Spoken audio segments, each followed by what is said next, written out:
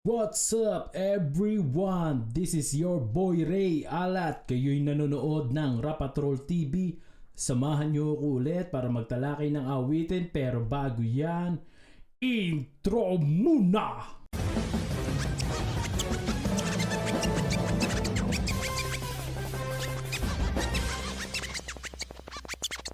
Recorded mula sa aking lungga. Ito ang Rap Patrol TV! Okay, tapos na ang intro, so wala mo nang dapat gawin. Smash the subscribe button pati na rin na notification chiki bell para lagi kang updated sa mga ganitong paksa about Pinoy Hip Hop. Okay, ngayon ang awitin na ating tatalakayin ay pinamagatang Ano na Kaya? Ano na kaya?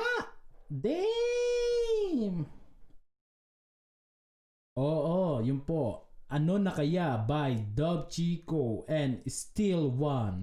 Sino-sino ba ang mga ito? Well, si Dub Chico lang naman ang designer ng mga album cover, event poster, shirts nina Looney, Mike Sweep, Jayhan at iba pa. Meron na rin siyang sariling clothing line. Check nyo po sa description. Ilalagay ko po yung link para sa mga gusto mag-avail. Pero para sa akin, mag-avail kayo dahil quality ang shirt ni Chico. Okay, then si Steve One naman ay kamakailan nag-viral dahil po sa awitin niya para sa programa ni Rapi Tulfo. Yung theme song po ng Rapi Tulfo in action. Ito po yun. Alam ko marami sa inyo ang fan ng programa ito, lalo na mga OFW. Okay, bakit nga ba ito napili ko? Well, simple lang naman tong kantang to. Napaka-comedy niya pakinggan, energetic. Pero yung nilalaman, alam mo yun, kahit comedy yung lyrics niya, may malalim na mensahe ito, may magandang nilalaman. Kaya ang title ito, ano na kaya? Dahil, kumbaga, ano na kaya mangyayari sa kanila? After 10 years sa pagsisikap nila, kung yayaman ba sila ng husto. Gano'n, parang may aral na mapupulot dito. Napaka-inspirational din. Kaya kahit 7 taon na nakaraan tong kanta na to, malimit ko pa rin patugtugin to. So ayun, huwag na natin patagalin. Ano na kaya by Dub Chico and Still One. Here we go.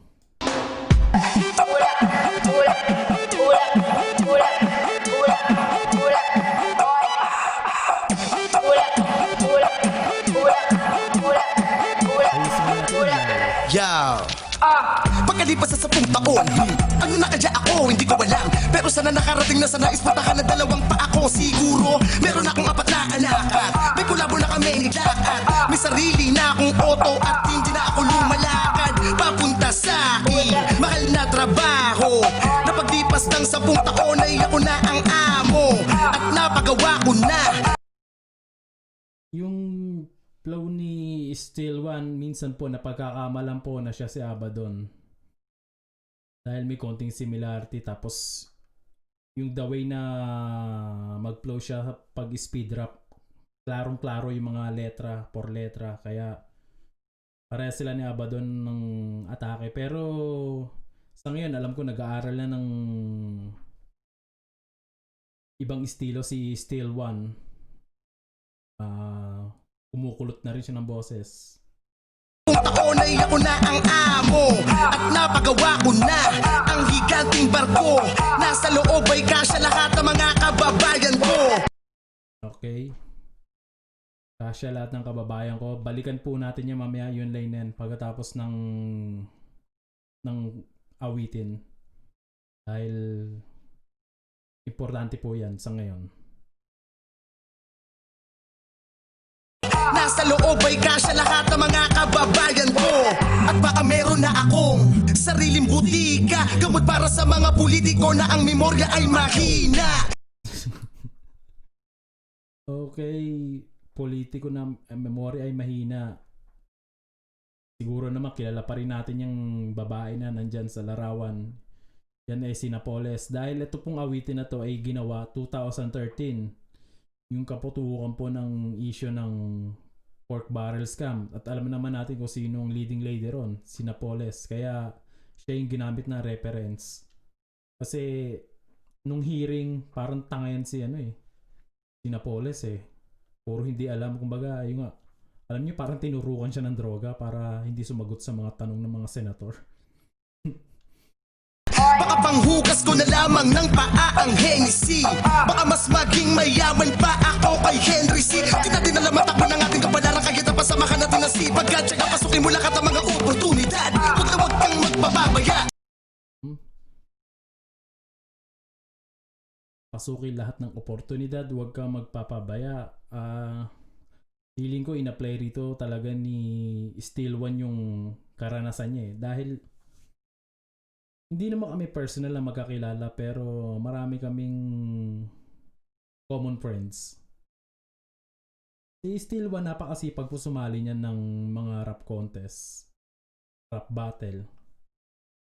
Minsan makikita ko na lang sa isang mall pag mayroong rap contest, contestant pala siya. Ganun kasipag siya, wala siyang pinapalampas na kahit sa TV sumasali po yan. Kumbaga, gawa lang ng gawa, ganyan kasipag din yan. Papabaya dahil ikaw ang nagmamaneho ng iyong buhay. Ikaw ang guguguhit ang kapalaran mo. Lahat ng mga ginawa mo ng kabataan mo, talagang mo ay pagpapayaran mo. Ano na kaya ako pagkali? Ganda nun teka, balikan lang natin yung konting yung last line. Lahat ng ginawa mo ng kabataan mo, paglaki mo ay pagbabayaran mo. Tama, para sa akin napakaraming meaning yan. For example, sa kalusugan mo, kung pabaya ka sa kalusugan mo nung kabataan mo, puro ka bisyo, puyat, pagtanda mo, pagbabayaran mo, alam mo yung tipong edad 40 ka pa lang. Pero yung nararamdaman ng katawan mo, pang 60 years old na. Kasi pinabayaan mo katawan mo nung kabataan mo, kumbaga maaga kang sinisingil. Ano pa,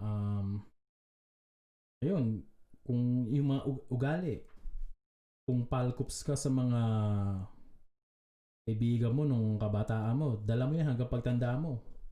Baka hindi ka na makatagpo ng totoong kaibigan dahil sa ugaling pinakita mo nung kabataan mo. Kung lahat tinatalo mo, lahat ginagago mo, wala. Darating araw, mga tao makakahalubilo mo, titirahin ka na rin ng patalikod. Paano? Yun ang pinuhunan mo sa tao, yun ang ipinakita mo eh.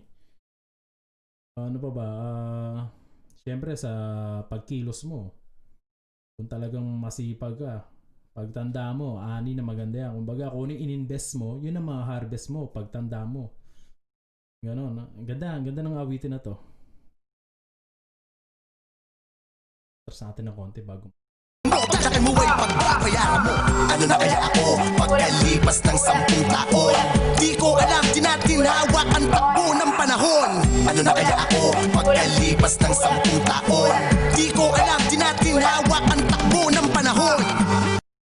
Di natin hawak ang takbo ng panahon, kaya hanggat maaga pa yung mga pagkilos natin, pag-isipan natin, yung tama na lang. Okay lang na maggumawa ng kalokohan, pero siguro sa sarili natin, yung kalokohan, maglaan lang tayo ng 10 to 20%, then 80% gawin natin yung tama para, alam mo yun, sa pagtanda nga natin, tama, mapupuntahan natin. Ng panahon. Ulap.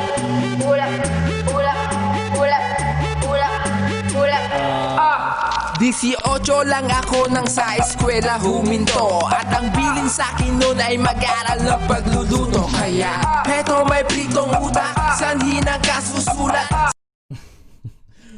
Ang kulit ni Dob talaga.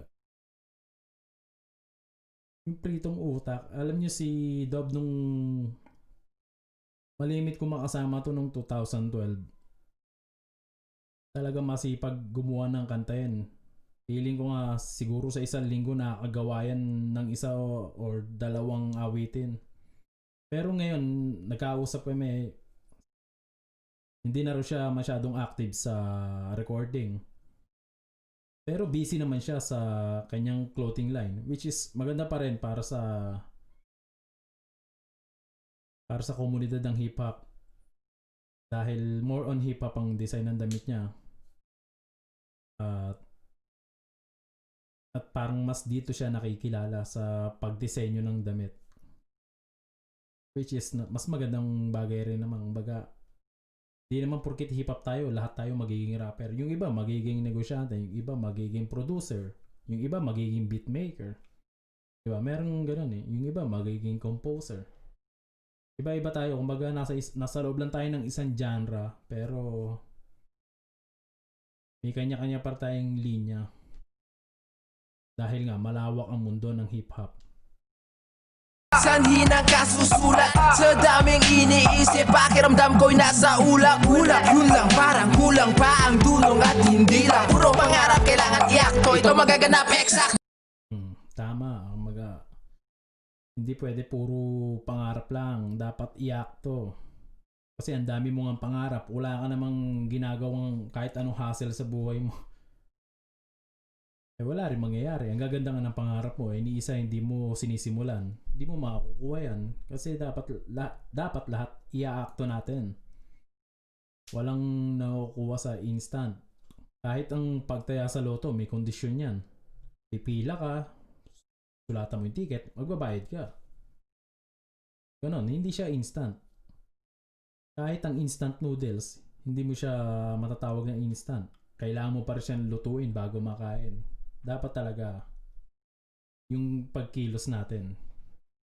Yun ang pinaka-importante kung meron kong gustong makamit. Talagang focus lang. Focus. Eyes on the fries, baby. Siguro nasa ulap na, ituro mo lang, ikukuha kita. Buong Pilipinas, nilibot ko na pagsalubong may kwintas na sa pagitan na nakasabi sila, di ka masyado masikip. Salamin sa mata para medyo madilim. Ang paligid, dun na lang sa gilid, sa daming may gusto magpalitrato. Pwesto, di na makikita si inay na lumuluha, di rin makikita yung iba na pumupula. Maliban kay tay na paupo-pula, hindi libang kasama si Boring. Bakit? Balikan nga natin at dito, alam niyo napapraning ko rito pag nag-close si si Chico eh. Ang hirap, feeling ko, alam mo yung pwede mo siyang ihanay sa mga 90s rapper. Dahil meron siyang sariling style, may sarili siyang lisensya. Natandaan ko nung gumawa kami ng posse track para sa album ng Tropa. Bagong gising lang ako nun, tapos diretso na sa studio ng Tropa. Sulat kami on the spot. Wala akong maisulat nun kasi alam niyo yung kagigising lang. Baga parang hindi pa buhay ang diwa ko. Ginawa ko na nanood muna ako sa mga kasama ko sa track na yon. Then sa si Chico sumalang na, pinanood ko. Kukuha ako ng konting style. Nung napanood ko, grabe sumakit ulo ko lalo. Alam niyo yung nahirapan ko lalo magsulat. Parang hindi naman ito. Parang iba yung ang likot ng flow niya, tapos naglalaro din yung boses niya. Parang sa ilang line gagamit siya ng 4 na boses. Bihira sa isang MC yun ha. Kalimitan talaga isang estilo lang, isang boses lang. Pero ito, tingnan nyo yung laro ng flow niya. Puro pangarap kailangan iakto, ito magaganap eksakto. Siguro nasa ulap na, ituro mo lang, ikukuha kita. Buong Pilipinas, nilibot ko na pagsalubong may kwintas na sa pagitan na nakasabi sila, di ka masyado masikip. Salamin sa mata para medyo madilim. Ang paligid, dun na lang sa gilid, sa daming may gusto magpalitrato. Pwesto, di na makikita si inay na lumuluha, di rin makikita yung iba na pumupula. Maliban kay tay na paupo-pula, hindi libang kasama si Boring. Bakit? Lupa, bahay, kotse, negosyo, di na mag-iigay pa sa poso. Nakabili na rin ng sarili kong isla at meron ng sariling video scandal.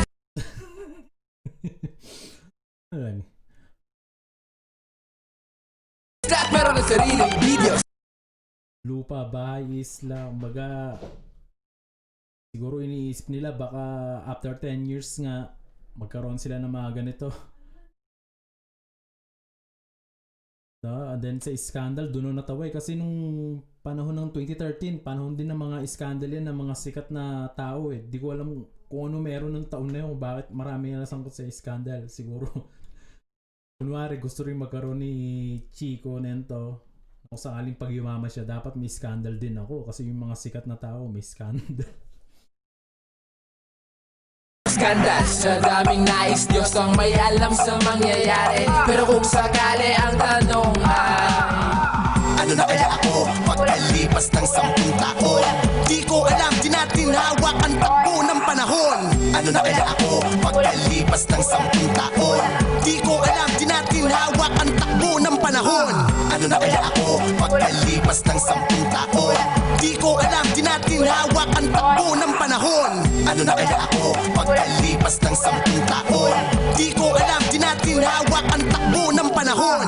Sa daming nais, Diyos ang may alam sa mangyayari. Pero kung sakali ang tanong Sa daming nais, Diyos ang may alam sa mangyayari. Ito yung dahilan bakit nagustuhan ko to.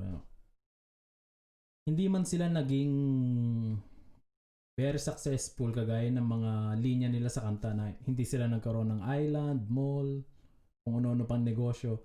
Pero silang dalawa, natutuwa ako, maganda narating nila. Si Dove Chico umaangat ng clothing niya at SEC registered yan, hindi basta-basta clothing ang Chico Apparel. SEC mean sa Exchange Commission, kumbaga license na talagang brand ni Chico. Hindi siya yung basta-basta lang na clothing. So ibig sabihin paangatan ng paangat. Then si Steel One naman, maganda na rin ang tinatakbo ng karera nito. Sa katunayan, meron siyang almost 900,000 subscribers sa YouTube channel niya. Kumbaga bihira ma-achieve ng isang underground rapper ang 900,000 subs. Hindi biro yun. So alam naman natin kahit pa paano income na yun. Diba? Parang tinupad nila kuning lyrics nila rito, tinupad nila. Kumbaga pag talagang sinipagan natin, pag sinipagan nila, may magandang outcome. May magandang mangyayari sa karera natin. Kung anong klaseng karera man ang piliin natin. Ganun yun. Kaya alam yun, na-motivate ako sa awitin na ito At nga pala nakalimutan ko, sabi ko babalikan ko yung last line. Ito po yan. Hindi, sige, tapusin mo. sa daming nais, Diyos ang may alam sa mangyayari. Pero kung sakali ang tanong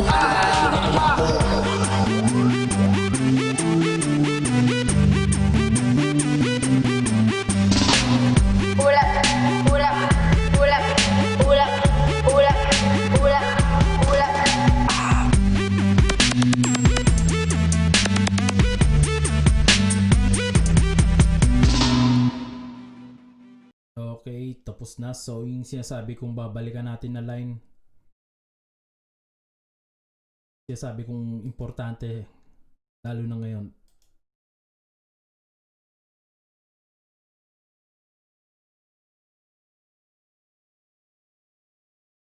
Ay ako na ang amo at napagawa ko na ang higanting barko. Nasa loob ay kasya lahat ng mga kababayan ko. Napagawa ko na ang higanting barko. Nasa loob ay kasya lahat ng mga kababayan ko.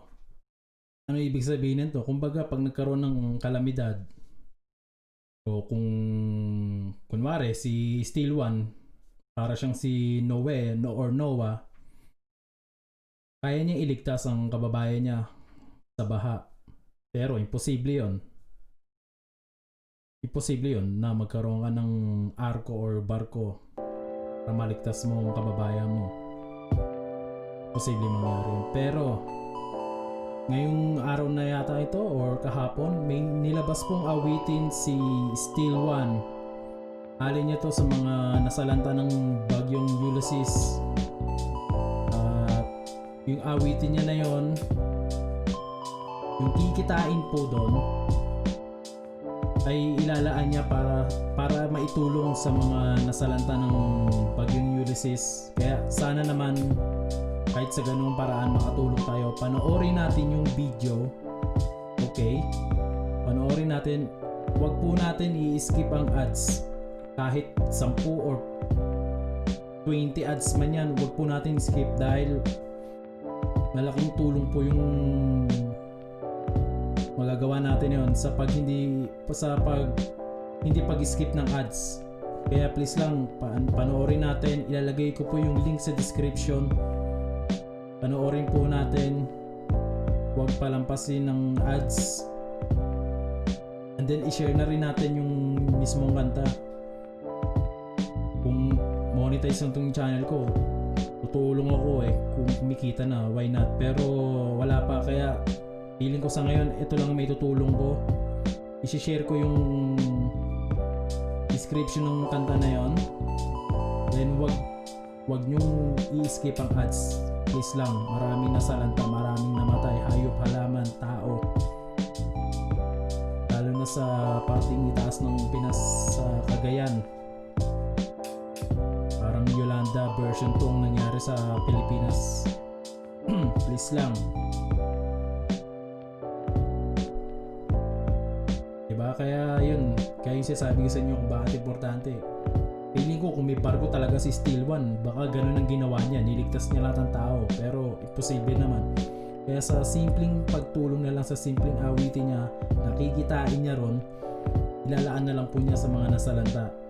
So parang Noe na rin ang dating, modern day hero na rin. Steel One, salamat, saludo. Okay, tapusin na natin po sa ano.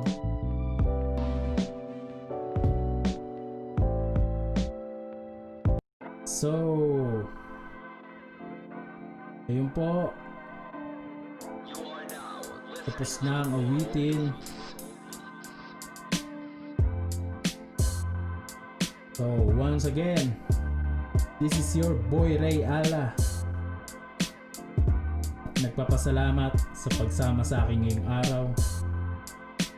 Yung pakiusap ko po sa inyo kanina, panoorin nyo po yung awit ni Steel One. Wag pong i-skip ang ads, pakiusap lang po. And then na-reach ko na po yung may mahigit 500 na subscriber. So para sa pasasalamat naman, si Dob Chico, kami ni Dob Chico ay magbibigay ng 2 t-shirt para sa mananalo, sa maswerteng mabubunot sa comment section. I-type nyo lang po, ano ba yung maganda i-type? Ayun, ano na lang, hashtag thank you. Hashtag thank you 500. Ayan, hashtag thank you 500. So sino yung maswerteng mabubunot, mananalo po ng 2 shirt. Ito po ang design niya. Then pag nanalo, usap tayo through private conversation. Okay? At sa mga nagpapabati po, John Paulo Sahenes, what's up? Marian Trias, hi sis. And Chris Paul Amador, aka Reaper, yan, gustong niya laging binabati. Sige, pagbigyan kita. So yun, muli po, maraming salamat. Ito po si Ray Ala. Huwag kalimutan, smash the subscribe button, pati na rin ang notification bell. Okay? Hanggang dito na lang. Peace out.